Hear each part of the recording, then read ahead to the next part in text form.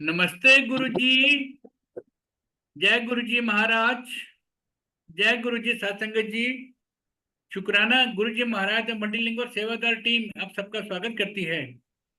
आज नरेंद्र ढांड अंकल जी की पुस्तक जीवन और मृत्यु के स्वामी का रीडिंग सेशन है। आज का रीडिंग अर्चना श्रीवास्तव आंटी जी करेंगी। आपका बहुत बहुत स्वागत है Archana aunty, over to you. Dhand uncle आपका बहुत बहुत स्वागत है। जय गुरु जी। जय गुरु जी। जय गुरु जी। जय गुरु जी आंटी। जय जय गुरु गुरु जी। जी। गुरु जी महाराज के पवित्र पावन दरबार में हिज होलीनेस गुरु जी को कोटि कोटि प्रणाम, शत शत नमन। सारी प्यारी संगत जी नमस्कार, good morning. And Dhand uncle जय गुरु जी, सुरेश अंकल जय गुरु जी, जय गुरु जी। जय गुरु संगत जी जय गुरु जी। Can you all hear me? Yes, you are audible aunty. Aunty आप ओके रीडिंग स्टार्ट करें प्लीज। जी। तो जैसा कि हम जानते हैं, आजकल गुरु जी की कृपा से, उनकी ग्रेस, उनकी मेहर से ही हम नरेंद्र ढांड अंकल जी की बहुत ही डिवाइन पुस्तक है जिसका हम आजकल पठन कर रहे हैं गुरु जी की आज्ञा से। तो आज के पठन में मुझे पढ़ने हैं पेज 16 से 19। तो गुरु जी से आज्ञा लेके और आप सबसे जय गुरु जी करते हुए आरंभ करते हैं। गुरु जी के चरणों में अमृत दर्शन। एक दिन मार्च के प्रथम सप्ताह में मैं जालंधर मंदिर में गुरु जी के पैरों की मालिश कर रहा था। तभी ड्राई क्लीनर उनके वस्त्र लेकर आया। गुरु जी ने असली ऊन की एक टी शर्ट मुझे दिखाते हुए और एक वैसी ही खरीदने का निर्देश दिया। लुधियाना में जिस दुकान से टी शर्ट खरीदी थी उसका पता भी दिया। मैंने गुरु जी से इतनी गर्मी में गर्म टी शर्ट ना पहनने की प्रार्थना की। मैंने कहा कि उन्हें पित्त निकल आएगी। गुरु जी ने उत्तर दिया, इतना टाइम हो गया फिर भी तू गुरु नू नहीं समझा। गुरु जी के कहने का तात्पर्य था कि इतने समय से उनका अनुयायी होकर भी मैं उन्हें और उनकी अलौकिकता को समझ नहीं सका। उन्होंने कहा कि ना वे गर्मी अनुभव करते हैं ना सर्दी, और उन्हें पसीना भी नहीं आता। मैं गुरुजी से क्षमा याचना करता रहा, परंतु वे लगातार यही दोहराते रहे कि इतने लंबे समय से मैं उनके पास आ रहा हूँ, परंतु अभी भी मैं उनकी शक्तियों से अपरिचित हूँ। नरेंद्र ठान अंकल प्लीज थोड़ा इस बारे में बताएं, कितनी कितनी सुंदर और कितनी रोचक ये स्थिति है। प्लीज इसके अर्चना बारे जी, में। आप कंप्लीट कीजिए सत्संग को। मैं डेफिनेटली इसके बाद पूरे का पूरा फिर वो रिपीट अच्छा कर दूंगा। Okay okay okay. आगे बढ़ते हैं। गुरुजी ने मुझे गोल्डी और बाबा को नित्य 1:30 से 2 दोपहर को मंदिर आकर चाय प्रसाद ग्रहण करने की आज्ञा दी। एक दिन वहां जाने पर हमने देखा कि गुरुजी साधना में लीन है। उनका रसोइया छाबलिया उनके टांगों की मालिश कर रहा है। छाबलिया को गुरुजी की मालिश सेवा करते हुए 2 घंटे हो गए थे। उसने मुझे मालिश की सेवा लेने के लिए कहा। मैंने मना कर दिया, क्योंकि गुरुजी द्वारा हमें निर्देश दिया गया था कि उनकी आज्ञा के बिना कोई सेवा नहीं ले सकता। गुरुजी की समाधि में विघ्न डालना भी उचित नहीं था। गुरुजी ने बताया था कि साधना करते समय उनसे प्रचुर मात्रा में शक्ति पुंज के रूप में आभा प्रस्फुटित होती है, जिससे आई हुई संगत का कल्याण होता है। उस समय जो भक्त सेवा कर रहा होता है, उस सेवादार के गिर्द भी उस आभा का घेरा बन जाता है, ताकि नकारात्मक शक्ति उसे हानि ना पहुंचा सके। हमें लगा कि गुरुजी समाधि में है, उन्हें पता नहीं चलेगा, और मैंने और छाबलिया ने स्थान बदल लिए। जैसे ही मैंने गुरुजी के चरणों की मालिश सेवा आरंभ की, उन्होंने तुरंत आंखें खोलकर पूछा कि कौन है। मैंने उन्हें अपना नाम बताया। उन्होंने पूछा कि क्या मैंने चाय प्रसाद ग्रहण कर लिया है। मेरे हाँ कहने पर उन्होंने चरणों की मालिश सेवा की आज्ञा दी। उन्होंने अपने पैरों के तलवों में जलन की शिकायत की। उनके पैरों की मालिश करने के बाद उन्होंने पैरों की उंगलियों की मालिश करने के लिए कहा। मैं मालिश करने लगा। जब मैं अंगूठे की मालिश कर रहा था तो अमृत बहना शुरू हो गया। पहले उंगलियों से, फिर फव्वारे की भांति पैरों से अमृत बहने लगा। गुरु जी की जुराबे व कालीन अमृत से सराबोर हो गए, सब और सुगंध फैल गई। यह सब एक अविश्वसनीय घटना थी। तब गुरु जी ने कहा, देखा, तेरा गुरु की है। अर्थ यह कि वे कितने समर्थ व शक्तिशाली हैं। मैं यह समझ ही नहीं पाया। उन्होंने कहा कि उनके शरीर में लहू के स्थान पर अमृत है। उन्होंने बताया कि यदि वे मनुष्य रूप में ना आते तो साधारण मनुष्यों को उनके दिव्य एवं अलौकिक रूप को आंखों से देखना संभव नहीं था। गुरुजी ने हमें भाग्यशाली बताया कि हमें उनकी सेवा करने का मौका मिला है। मनुष्य में गुरु सेवा करने के लिए अगाध एवं गुरु भक्ति, श्रद्धा व समर्पण की भावना होनी चाहिए। अपनी बात पर बल देते हुए गुरुजी ने कहा कि उनकी सेवा करने पर मनुष्य अपने कर्मों को शुद्ध कर लेता है। गुरुजी के दर्शन व उनकी सुगंध से उसका कल्याण हो जाता है, क्योंकि वे स्वयं महाशिव हैं। जी अंकल, प्लीज थोड़ा इलैबोरेट करिए इस पे। कितने हाँ सुंदर जी, प्रसंग हुए। जी हाँ गुरु जी कहते हैं ना, गुरु जी टाइम टू टाइम अपनी संगत को कुछ ना कुछ दिखाते रहते हैं जी। कि वो ये चीज दिखाते रहते हैं कि मैं महाशिव हूँ। लेकिन कहते हैं हम्म, ना, एज ए ह्यूमन है हम लोग, वो चीज नहीं समझ सकते कि गुरु जी हमें क्या दिखाना चाहते हैं। वहां पे जी। कोई नया नहीं है, कोई पुराना नहीं है, लेकिन हाँ वहाँ कर्मों का हिसाब चलता है, सालों का हम्म, हिसाब नहीं। तो ऐसे गुरु हम्म, जी की सेवा जब कर रहे थे तो दोपहर में हुक्म होता था कि आप दोनों को आना है। तो हम लोग 11 साढ़े 11 बजे गए।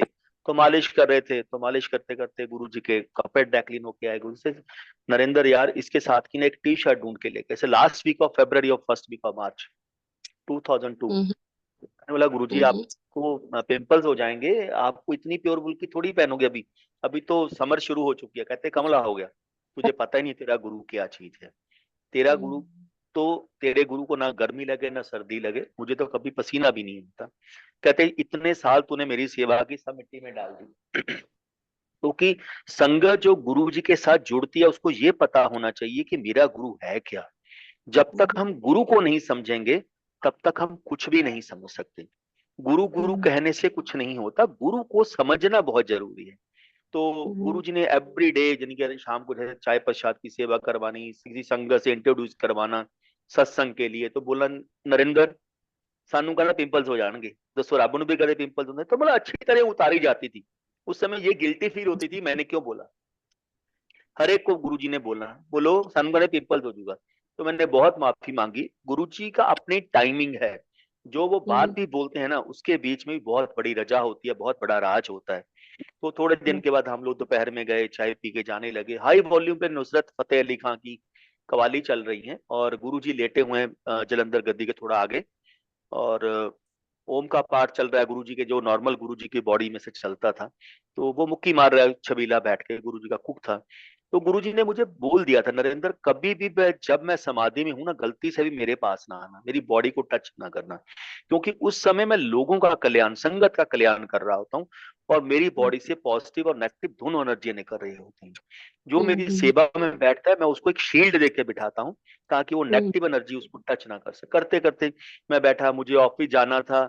ऑफिस जाके हम्म, वापस आना, फिर शाम को 5 बजे गुरु जी के पास आना था, स्नान करने के बाद। स्नान करने हम्म, वहां पहुंचे होने चाहिए थे। तो मैं अभी छबीला को, एज ए ह्यूमन हम लोग क्या सोचते हैं, हम ही बहुत क्लेवर हैं। गुरु जी तो समाधि में, गुरु जी को मालूम थोड़ी है कौन मुक्की मार रहा है कौन नहीं मार रहा है। वो भगवान है, वो महाशिव है, उनको सब कुछ पता है कि वो किसका कल्याण कैसे करते हैं। तो मैं जैसे मुक्की मारनी शुरू की तो गुरु जी कहना, "ये कौन?" मैं कहा गुरु जी मैं नरेंद्र। तू कदों हम्म, आया? तो मैं हम्म, क्या गुरु जी अभी आया हूँ। चाय प्रसाद होगी, चल मार मुक्की। पार मारते मारते आधा घंटा हो गया, पौना घंटा हो गया, 1 घंटा हो गया। कहे चल यार छोड़, तू सिर्फ पाँव के नीचे मालिश कर, पाँव के नीचे बर्निंग हो रही है। गुरु जी शॉर्ट पहनते थे, नॉर्मली बनैन पहनते थे और सॉक्स पहन के लेटे हुए थे। तो मैंने पाँव के नीचे मालिश शुरू की। ही से ये काम कर, मेरे पाँव की फिंगर दबानी शुरू की। तो 2-3 मिनट हुए होंगे। ही से छाड़ यार, मेरे पैर का अंगूठा दबा सिर्फ। हम गाय को धोते हैं, दूध निकलता है, धाराएं। तो जैसे ही मैंने उनके अंगूठे को प्रेस करना शुरू किया तो उनकी सॉक्स के बीच में से फाउंटेन अमृत कल निकलने शुरू हो गए। मतलब दूर दूर तक वो फाउंटेन, तकरीबन 1 से 1.5 फुट का कारपेट गीला हो गया। जितना उसको दबाऊं उतना ज्यादा अमृत निकले। Amrit is a thick honey, just like a thick honey. जो मैंने देखा वो ग्रीन कलर का देखा हुआ है, तो वो जितना उसको प्रेस करूं उतनी उसमें से अमृत निकलना शुरू हो जाए। गुरुजी अपनी बॉडी को प्लस माइनस कर सकते थे, वो हार्ड भी कर सकते थे, सॉफ्ट भी कर सकते थे। कहते हैं ना, उनके मेरे पास 3 जोड़े पड़े हैं, 5 नंबर भी पड़ा है, 8 नंबर भी पड़ा है, दोनों गुरुजी ने पहने हुए हैं। तो वो अपनी, तो उस समय गुरुजी ने इतना हार्ड कर दिया अपनी बॉडी को, अपने थंब को, कि उसको प्रेस करना मुश्किल हो गया। तो गुरु के अंदर लगा जोर, मैं कहा गुरुजी जोर कितना लाऊं, उसको जैसे स्टोन होता है इतना हार्ड कर दिया कि उसको हल्का सा मूव करना मुश्किल हो गया। कि इसे ਹੁਣ ਦੱਸ ਤੇਰਾ ਗੁਰੂ ਕੀ ਚੀਜ਼ ਹੈ। ਕਹਿੰਦੇ ਕਮਲਿਆ ਲੋਕ ਦਿਖਾਵਾ ਹੈ ਜਿਹੜਾ ਅਸੀਂ ਸੰਗਤ ਦੇ ਵਿੱਚ ਲੈ ਕੇ ਬੈਠੇ हुए, क्यों तुम लोग मेरे उस स्वरूप के दर्शन कर ही नहीं सकते जो मैं हूं, जो पावर मैं हूं। तो मैंने बोला गुरुजी आपने बड़ी संगत को दर्शन करवाए हैं, मुझे भी कभी महाशिव के दर्शन करवा दो जो आपका असली स्वरूप है। तो हंसने लगे, कहते नरेंद्र मैं 14,000 बार की वायर हूं और तुम लोग 0 बार के बल्ब हो। 0 बार के बल्ब को हाई पोटेंशियल वायर से टच भी करोगे ना तो खड़े खड़े ब्लास्ट हो जाता है। कहता है मैं तेरे सामने ना अपने असली जो मेरा स्वरूप है उसको लाख से डिवाइड करके भी तेरे सामने खड़ा हो जाऊं ना तो खड़े खड़े तू राख की डेरी बन जाएगा, इतनी तेरे गुरु में पावर है। तो कहते टाइम आता है मैं अपने आप जिसको दर्शन देने होते हैं दर्शन देता हूँ, लेकिन एक अगर ड्रीम में आके दर्शन देता हूँ तो ड्रीम में भी एक शील्ड होती है कि हम उनके दर्शनों को कर सकें, अदरवाइज वही पॉसिबल। तब उन्होंने बताया कि तेरा गुरु महाशिव है, मैं ओम हूँ, एक ओंकार हूँ, एक लाइट हूँ, एक ज्योत हूँ, जिसकी एनर्जी कोई हर एक बंदा नहीं सहन कर सकता। तो जय गुरु जी आंटी जी। ना सुंदर ये सत्संग है कि लगता है कि बस सुनते ही जाए और गुरुजी के सामने ही लग रहा है पहुंच के, और बिल्कुल बिल्कुल भाव, बिल्कुल आपने जो बताया अंकल वही है जैसा गुरुजी ने कहा। आगे बढ़ते हैं। गुरुजी ने आशीर्वाद रूप में जूते व मोजे दिए। एक दिन बाबा और मैं बड़े मंदिर गए तो हमने एक भक्त को जूते और मोजों के बड़े पैकेट के साथ देखा। गुरुजी ने 3 जोड़े जूते व कुछ मोजे मुझे दिए, 2 जोड़ी जूते बाबा को दिए।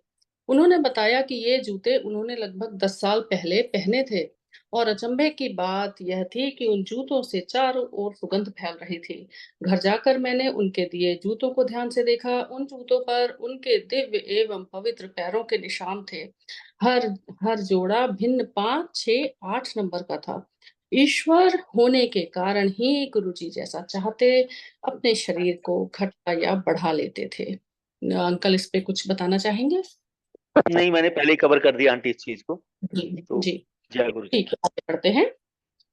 गुरुजी का चाय प्रसाद। एक बार गोल्डी बाबा और मैं गुरुजी के आशीर्वाद रूप में मिली उनकी सेवा कर रहे थे। गुरुजी ने चाय प्रसाद की आज्ञा की। मुझे बहुत गर्म चाय पीने की आदत थी और गुरुजी अपनी चाय बहुत धीरे धीरे पीते थे। जब तक उन्होंने चाय के कुछ घूंट ही पिए थे, हमारी चाय आधे से ज्यादा समाप्त हो गई थी। हमारे परोपकारी प्रभु गुरुजी ने अपनी चाय बराबर भाग में बांटकर हमें चखने के लिए दी। उस चाय को हमने चखा और उसकी महक व सुगंध के प्रति आकृष्ट हो गए। एक दिन गुरुजी की सेवा करते समय मैं बहुत भावुक हो उठा और गुरु से कहा कि मैं बहुत भाग्यशाली हूँ कि आपकी सेवा करने योग्य हूँ। उत्तर देते हुए गुरुजी ने कहा, सत्कर्म गहरे कुएं के समान होते हैं। आवश्यकता आने पर मित्र व संबंधी भी सहायता करने नहीं आते। केवल गुरु ही उस समय अपने भक्त की रक्षा कर सकता है। उन्होंने मुझे गुरुजी पर पूर्ण विश्वास करने का निर्देश दिया। आपदा की घड़ी में गुरु के अलावा कोई सहायक नहीं होता है। अंकल कुछ बताएंगे इस बारे में और? हाँ जी, हाँ जी, हम तीनों बैठे थे तो जैसे ही बैठे पहले गुरुजी ने चाय मंगवाई और साथ में कुछ मीठा आया, तो गुरुजी ने हम सबको एक एक लड्डू और एक एक बर्फी दी। दोपहर का टाइम था और चाय पीने लगे, तो मुझे एक्चुअल हम सब ने दोनों ने तीनों ने आधी आधी कप चाय पी ली और गुरुजी ने हार्डली मेरे कल एक सिप ली होगी। गुरुजी ने सेकंड सिप ली तो गुरुजी कहते ले आज तेनों गुरुआं दा प्रसाद दिखाने। तो गुरुजी ने इक्वली डिवाइड करके हम तीनों में वो चाय गिलासों में डाल दी, कहते चाय का टेस्ट करके देख। जब चाय का टेस्ट किया, जितनी फ्रेगनेंस गुरुजी में से आ रही थी उतनी ही फ्रेगनेंस उस चाय में से आ रही थी। कि ये देखिया है तेरे गुरु ने एक सिप लेती है, तेरे गुरु दी एनर्जी देख, तेरे गुरु का आशीर्वाद देख। तो वो अपनी संगत को ब्लेस करने का तरीका था। ऐसे ही एक दिन बैठे थे, मैं अकेले ही बैठा था तो मैं मुक्की मारा था नेचुरली। जब क्योंकि मैंने सिर्फ उनकी बॉडी को सेवा करते हो। मैंने सिर्फ वीवीआईपी लोगों को देखा था। मैंने कभी अपने बारे में सोचा भी नहीं था कि हमें भी कभी मौका मिलेगा, क्योंकि नॉर्मली लोग सोचते थे गुरुजी तो अमीरों के हैं, लेकिन गुरुजी हमेशा बोलते थे कौन संगत होती है जो रात को हमारे मुक्की मारती है, जो सारा रात हमारे साथ बैठता है। तो मैं मानने लगा, मैं रोने लगा। मैं गुरुजी मेरे ही कर्म इतने अच्छे नहीं थे कि मुझे आपका सेवा का मौका मिल गया। लिटरली मेरी आंखों में आंसू थे। गुरुजी हंसने लगे, कहते जन्मा जन्मा दे चंगे कर्म करके ही गुरु मिलता है, पूर्ण गुरु। पूर्ण गुरु पूर्ण परमात्मा हर एक को नहीं मिलता।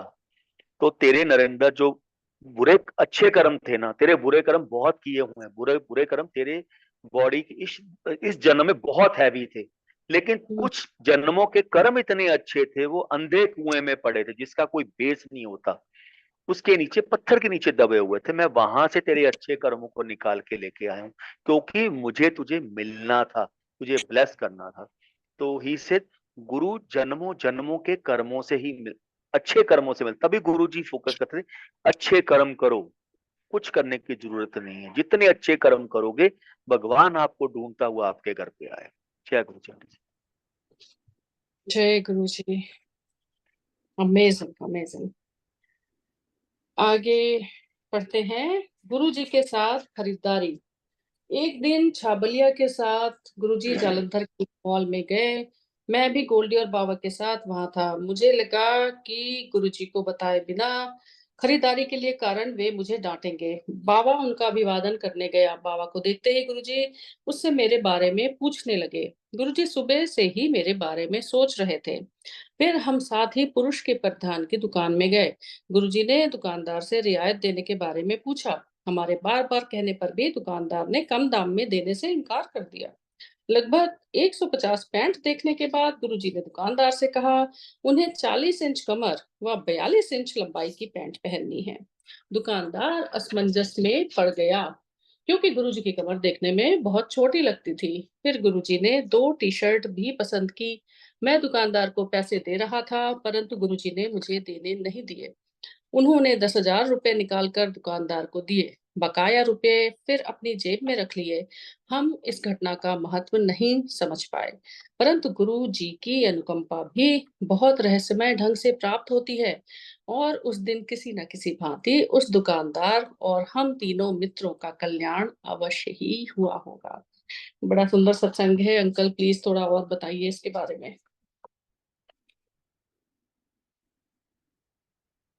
जी अंकल।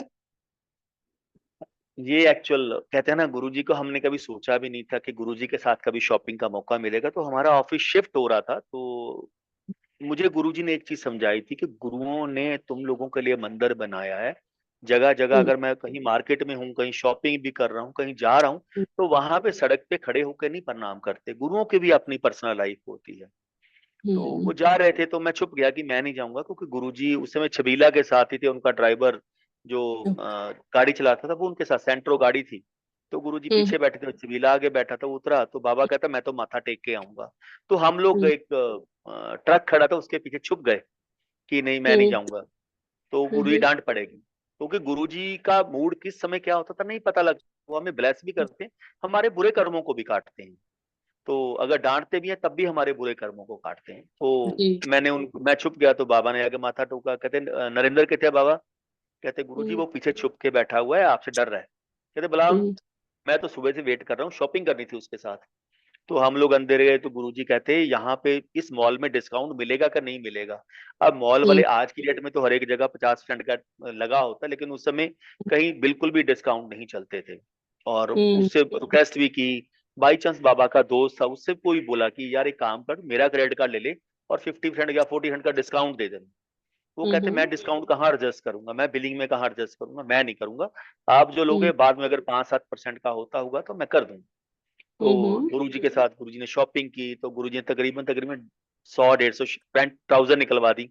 और उसने पूछा हम्म, साइज क्या है, कहते 40-42। तो उसने फिर हम्म, पूछा आपका साइज क्या है, तो जब 40 होगा जब 42 होगा। उन्होंने बोला हम्म, 40-42। तो वो बेचारा 1 मिनट के लिए शांत हो गया, देखने लगा गुरुजी की तरफ। गुरु हम्म, कहते 40 वेस्ट 42 लेंथ। तो फिर हम्म, वो समझा। फिर गुरुजी ने दो ट्राउजर ली या 3 ट्राउजर ली, फिर और बाकी टी शर्ट ली। खड़े खड़े गुरुजी ने वही नई ट्राउजर पहन ली और पुराने वाले ट्राउजर मुझे पकड़ा दी। और उसका टैग उतारा और टैग उतार के उसको दे दिया कि तू बिलिंग कर दी। जब बिलिंग की, मुझे अभी भी याद है, 6,700 कुछ रुपए बने थे। तो मैं देने लगा। गुरु जी का नहीं नहीं, आज तेरी तेरी सेवा नहीं है, आज असि अपने पैसे खुद दमांगे। तो मैंने अब बाद में जाके रियलाइज किया उन चीजों को। गुरुजी ने मेरे सामने तो नई ट्राउजर पहनी है, तो पैसे कहाँ थे, उन्होंने शिफ्ट तो किया नहीं कुछ, वहीं से उतारी वहीं मुझे दे दी, और नहीं उन्होंने ट्राउजर पहन ली। तो गुरुजी ने 10,000 की गड्डी निकाली और उसको दे दिया। ते 6 या 700 कुछ रुपए बने, 15-16 रुपए कॉइन थे, मैंने उठाए और मैंने अभी जेब में डाल लिए कि मैं गुरुजी को थोड़ी दूंगा, गुरुजी कहाँ संभालेंगे कॉइन्स को। तो गुरुजी हंसने लगे, ये साढ़े पैसे नहीं, मुझे वापस कर दे। तो उन्होंने वो कॉइन वापस ले लिए और अपनी जेब में डाल लिए। तो कहते आज जो शॉपिंग है वो मेरी खुद की है।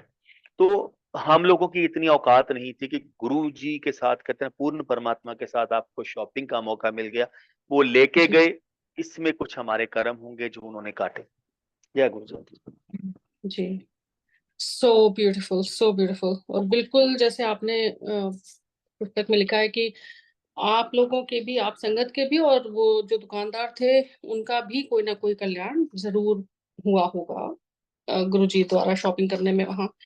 उनके भी बड़े अच्छे कर्म जाग गए होंगे जो गुरुजी गए उनके शॉप पे। आगे बढ़ते बिल्कुल। हैं जी। गुरुजी द्वारा मेरे श्वसुर को आशीर्वाद।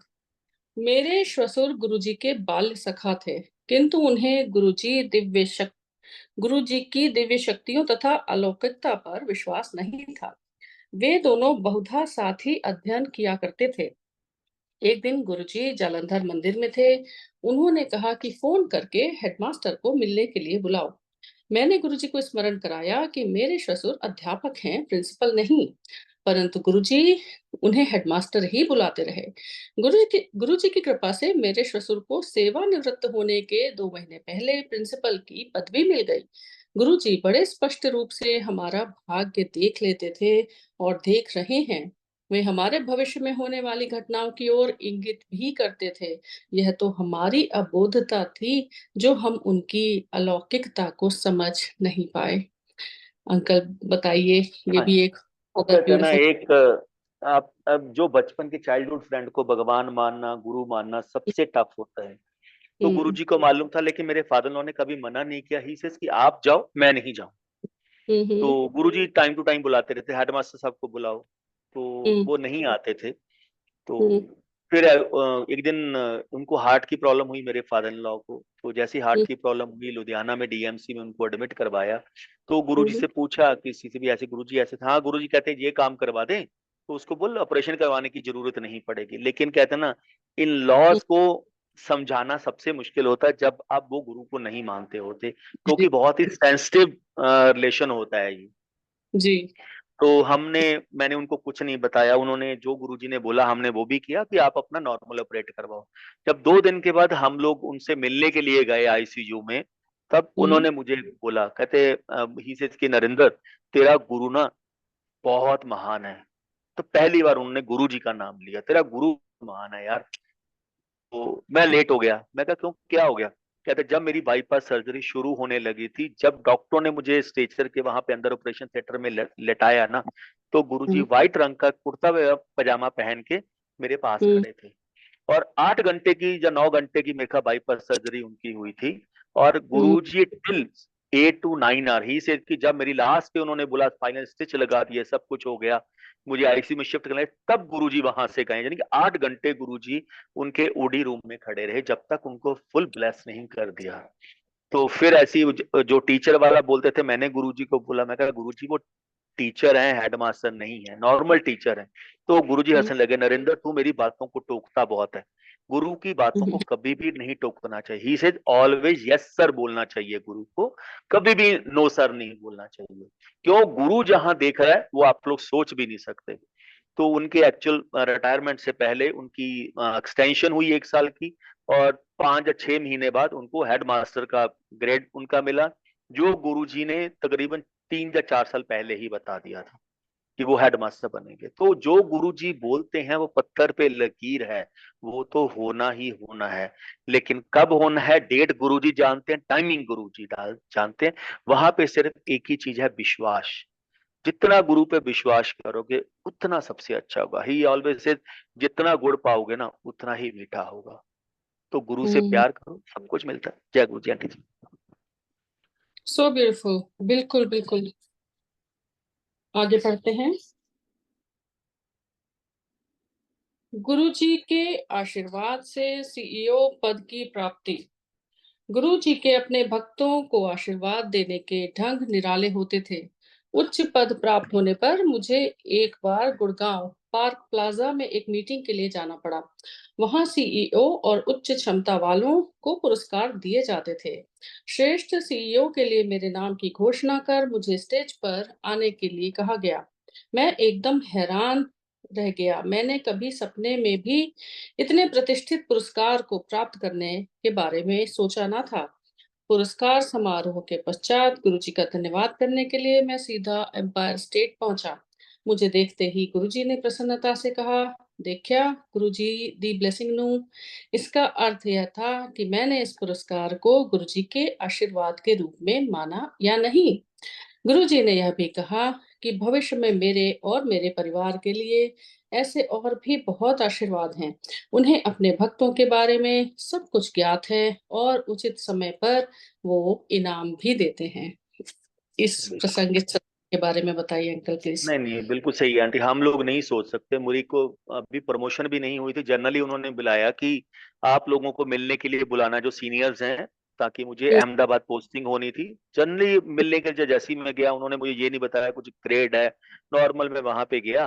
तो जब मेरा नाम अनाउंस हुआ, आई एम टोटली शॉक, क्योंकि तकरीबन 4,000 लोगों में से 15 बंदों को ही वो अवार्ड मिलते हैं, यानी कि 0.3 भी नहीं हम उन चीजों को काउंट कर सकते। तो हम्म। वेरी रेयर थे वो अवार्ड। तो मैंने वहां से अवार्ड लिया। जब नॉमिनेट हुआ तो फिर मैं गुरुजी के पास आया कि मैं गुरुजी का थैंक्स करने के लिए जाऊं। जैसे ही गुरुजी के पास जाके अभी माथा ही टेकने लगा तो गुरुजी हंसने लगे, हाँ फिर मिल गया सीईओ अवार्ड, देख रहा तेरे गुरु दिया ब्लेसिंग। तो ही से मैं ही तो करवाने वाला हूँ, मैं ही करने वाला हूँ। तुम लोग कौन हो? मैं तुम लोगों को कैसे अपनी संगत को ब्लेस करता हूँ ये किसी को पता भी नहीं है। तो वहां बताने की जरूरत नहीं है, वहां कुछ कहने की जरूरत नहीं है, वो सब कुछ जानते हैं बिना बताए। हम लोग बोलते हैं कि जाएंगे गुरुजी का शुक्राना करेंगे, या हम कुछ भी करेंगे। जैसे आज हम लोग बोलते हैं कि मैंने कुछ शुक्राना करने का सत्संग रखा है, कुछ और है। वहां शुक्राने की कोई जरूरत ही नहीं है। गुरुजी हमेशा बोलते थे, मेरे को तो हम्म। बहुत बार बोला कहते, कमले एक सांप भी आंदा ना उसका शुक्राना करना सीखो। वो पता नहीं हम्म। श्वास वो अगला आना था या नहीं आना था, वो गुरु की मेहर से ही आया है। तो तुम्हें क्या मालूम मैं तुम लोगों की लाइफ को कितना चेंज कर दिया है मैंने, और आने वाला टाइम कितना चेंज करूंगा, तुम लोग सोच भी नहीं सकते। जय गुरु जी आंटी जी। जय गुरु जी। So true uncle, so true. Specially ये शुक्राना वर्ड बहुत ही ज्यादा इस समय पॉपुलर हो गया है। पॉपुलर और हो गया है सही में। बहुत शुक्राना। एक्चुअली इफ यू रिमेम्बर हम लोग के समय हमने ये शुक्राना वर्ड कभी नहीं सुना था। नहीं और सुना नहीं सुना। फॉर्मली कोई बात करता था कि शुक्राना गुरु जी। ठीक है, बहुत अच्छी बात है, ग्रेटिट्यूड तो होना ही चाहिए गुरु जी के लिए, तो बिल्कुल सब उन्हीं का है। लेकिन इतना उसको फॉर्मल बना देना और इतना ज्यादा कंडीशंस लगा देना कि ये काम मेरा हो जाए गुरु जी तो मैं शुक्राने का सत्संग करूंगी, एग्जैक्टली ये एग्जैक्टली। थोड़ा सा, मतलब मुझे नहीं लगता कि this is the right way, कि ये मन्नतें मांग के शुक्राने का सत्संग करने का ये थोड़ा सा अभी जो बहुत कॉमन हो गया है। चलिए आगे पढ़ते हैं। गुरुजी द्वारा हमारी अहमदाबाद की यात्रा सरल व छोटी रखी गई। पदोन्नति के कारण मुझे अहमदाबाद जाना पड़ा। मेरे उच्च अफसर ने मुझे गुरुजी के जन्मदिन के उत्सव के पश्चात अहमदाबाद आने की अनुमति दे दी। कुछ समय बाद मेरे एक मित्र परमिंदर की बदली अहमदाबाद में हो गई। वह भी गुरुजी का भक्त था। गुरुजी के साथ दिवाली मनाने हम दोनों दिल्ली आए। हमें दिवाली के अगले दिन ही वापस लौटना था। गुरुजी ने पूछा कि हमें अहमदाबाद जाने में कितना वक्त लगेगा। यह अनुमान लगाते हुए कि दिल्ली व अहमदाबाद की दूरी लगभग 1500 किलोमीटर है, हमने गुरुजी को बताया कि यात्रा में 2 दिन लग जाएंगे। गुरुजी को यह भी बताया कि वापस लौटते हुए एक रात जयपुर में रुकना पड़ेगा। गुरुजी कहने लगे, यात्रा में केवल 1 दिन का ही समय लगेगा। मैंने पुनः कहा कि 2 दिन का समय लगेगा। गुरुजी ने मुझे झिड़कते हुए कहा कि भक्त या शिष्य को हमेशा गुरु की बात माननी चाहिए। परमिंदर व मैंने अहमदाबाद की यात्रा आरंभ की। आधी रात के लगभग हम जयपुर पहुंचे। हम दोनों में से किसी को नींद नहीं आ रही थी, तो यह तय किया कि बारी-बारी से गाड़ी चलाते हुए यात्रा को चालू रखें। मैंने गुरुजी से सूर्योदय से पूर्व जयपुर पहुंचने की प्रार्थना की। सुबह 6 बजे से थोड़ा पहले ही हम उदयपुर पहुंच गए। हमें विश्वास नहीं हो पा रहा था कि 550 मील की यात्रा हमने 5.5 घंटों में पूरी कर ली है। अंततः अहमदाबाद जाकर ही हमें कुछ आराम मिला। मुझे अगले दिन ऑफिस में गुरुजी का फोन आता है और उन्होंने पूछा कि हम कितने समय में अहमदाबाद पहुंचे। जब मैंने यात्रा के समय की गणना की, तो मैं हैरान रह गया कि हमने 21 घंटे में ही यात्रा पूर्ण कर ली थी। मैंने गुरुजी को अपना उत्तर बताया। गुरुजी ने कहा कि उन्होंने मेरी यात्रा निर्विघ्न और कम रखी थी। निसंदेह गुरुजी हमारे जीवन के हर पक्ष का ध्यान रखते हैं, चाहे ना छोटी सी हो या कोई बड़ी समस्या हो। जब तक उनके भक्तों का उन पर अटूट व अगाध विश्वास होता है, वे अपने भक्तों को अपने आशीर्वाद से परिपूर्ण रखते हैं। जी अंकल, ये बताइए इस सत्संग के बिल्कुल। बारे में हाँ थोड़ा। जी, हाँ जी, हाँ जी, जी। जरूर जी, हाँ जी। हम लोगों ने दिवाली पे जाना था, शिफ्ट करना था वहां से, अहमदाबाद से। हम लोगों ने हुँ, अपनी गाड़ी से जाना था, तो हमने जलंधर से अहमदाबाद की दूरी में 1650 किलोमीटर है। हुँ, हुँ, तो हम लोग ये गुरुजी ने पूछा कितना टाइम लगेगा, तो हमने बोला गुरुजी 2 दिन तो लग जाएंगे, 1650 किलोमीटर है, तो एक दिन में हुँ, तो कवर नहीं हो सकती, तो कहीं ना कहीं हुँ, तो स्टे करना पड़ेगा। गुरुजी हंसने लगे, नहीं यार नरेंद्र, एक दिन लगना चाहिए। मैं कहा, गुरुजी 1650 किलोमीटर है, एक दिन में नहीं कवर हो सकती। कहते तो मेरी बात को बहुत टोकता है यार, बातों गुरु की बातों को कभी नहीं टोकना चाहिए। Always say yes sir. कहते मुझे हुँ, मालूम है मुझे कितना टाइम लगाना है। तो हम लोग चले, हुँ, जब चले रात को 12 साढ़े 12 बजे हम लोग, तकरीबन 12 साढ़े 12 बजे जयपुर हाईवे पे पहुंचे, वहां पे डिनर किया। तो मैंने जैसी गाड़ी पकड़ी, नींद नहीं आ रही थी एक्चुअल में, चलो मैं गाड़ी चलाता हूँ। तो Jaipur to Udaipur is a 550 kilometre. हुँ, तो हुँ, हुँ, उस समय नया एक्सप्रेस बन रहा था और पुराने वाली रोड भी थी, तो हमने गलती से पुराने वाली रोड ले ली। जब मैं चलाने हुँ, लगा, मैं कहा गुरु जी मैं आपको तब मानूंगा जब मैं हुँ, उदयपुर पहुंचू, सामने से सनराइज हो रहा हो, तब मैं आपको हुँ, मानूंगा कि आप मेरे साथ हो और आपकी ब्लेसिंग फुल फ्लैज साथ चलते हैं। तो हुँ, हमने हुँ, गलती से रॉन्ग वाला रूट ले लिया बीच में, वहां हमें कोई, इनफैक्ट एक बस हमें मिली है उस रोड के ऊपर, कुछ भी नहीं मिला। तो जब मैं हुँ, तकरीबन 6:30 6 बजे हम लोग जैसे ही उदयपुर पहुंचने लगे, दो हुँ, पहाड़ खड़े हैं, उसके बीच में से रोड निकलती है गुजरात को जो जाती है। तो जैसे हुँ, ही हम हुँ, लोग वो रोड उतरने लगे, सामने सनराइज हो रहा था। तो हुँ, हम लोगों ने ब्रेकफास्ट किया, अहमदाबाद पहुंचे, ब्रेकफास्ट करके सो गए वहां पे, 11:30 12 बजे हम लोग पहुंचे। तो हुँ, जाके हुँ, सो गए। अगले दिन नेक्स्ट डे मॉर्निंग 9 बजे उठे, मतलब 12 बजे के सोए हुए दिन में अगले दिन मॉर्निंग 9 बजे उठे। तो उठ के फिर हम लोग ऑफिस वगैरह गए। तो गुरुजी का फोन आया दोपहर में, तो नरेंद्र हुँ, कितना टाइम लगा, क्योंकि हुँ, गुजरात में 5 दिन की पूजा होती है, तो जस्ट लाइक कर्फ्यू होता है वहां पे।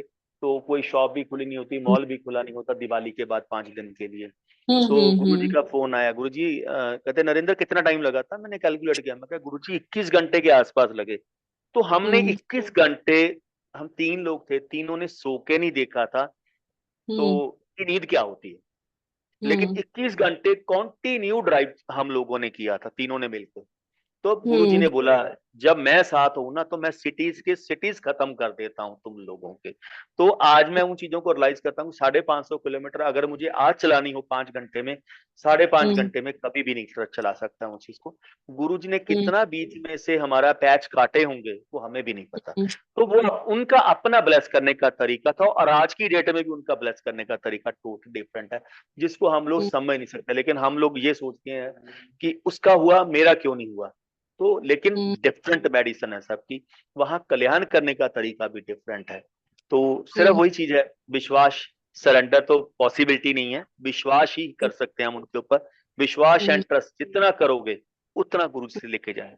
थैंक यू आंटी जी, जय गुरु जी। जय गुरु जी, जय गुरु जी। सच अ ब्यूटीफुल अमेजिंग सत्संग अंकल। तो आई थिंक आज का मेरे रीडिंग यहीं तक का है, if I am not wrong. Uncle can you please confirm? जी आंटी, जी आंटी। आज यहीं तक की रीडिंग है, राइट? जी हाँ, आपने पूरी जी। रीडिंग अच्छे तरह से की है, बहुत ही भाव से आपने संगत शेयरिंग की है आंटी। बहुत ही अच्छी तरह से आपने भाव से रीडिंग की है। गुरु महाराज की तरफ से हम सब पर महाराज की कृपा बनी रहे। नरेंद्र अंकल, समय देने के लिए बहुत बहुत धन्यवाद। शुक्राना नहीं महाराज का। हाँ जी। तो सॉरी, आज के लिए मेरे दिमाग से निकल गया था, तो उसके लिए सॉरी। जी बस आपने टाइमली मुझे याद करवा दिया। जी अंकल, अब हम सब गुरु महाराज जी से आज्ञा लेंगे।